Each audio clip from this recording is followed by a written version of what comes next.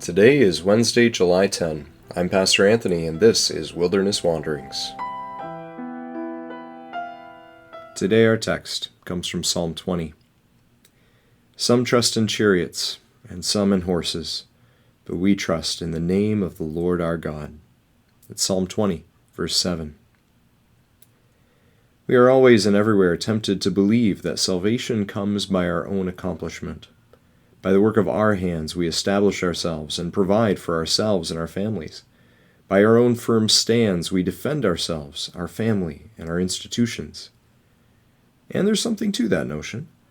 We do have things to do to get in on the action of God. We do have callings and things that we're equipped for by Him, things that we do out of grateful response for the salvation we've received.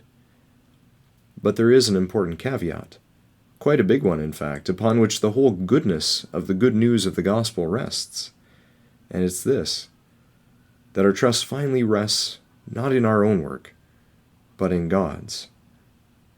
It is a super simple principle, but we get it wrong all the time. The Old Testament is littered with examples, especially through the history of the books of Samuel and Kings. Subtly, slowly, the people would again find themselves believing, first through their actions, and then through their hearts, that if salvation from their enemies or struggles did not come by their own hands, it would not come at all, which is the same thing as confessing no God at all. We first live practically and pragmatically, like there is no God, and then eventually our mind and hearts catch up with our lived confession. It can happen in so many different ways.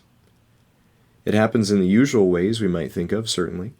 We stop going to church and participating in the life of the Christian community, that's one way. Or we become addicted to a particular sin, that's another.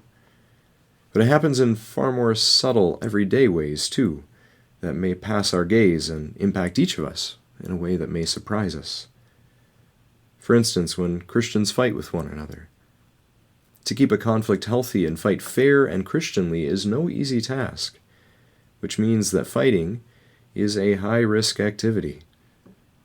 When our passions stir, it is easy to allow less than Christian means into our actions for the sake of winning the day. Things like self-righteousness, pride, lovelessness, control, slander, manipulation of people or process, gossip, anger, and more.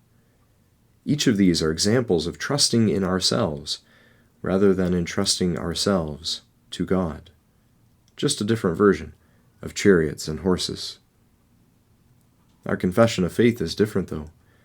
That while some trust in chariots, some in horses, some in gossip, some in control, we are continually called to trust in the name of the Lord our God, who in Jesus has come and won the final victory, the only victory we will ever need. Our salvation, along with the salvation of the church, are found in Him.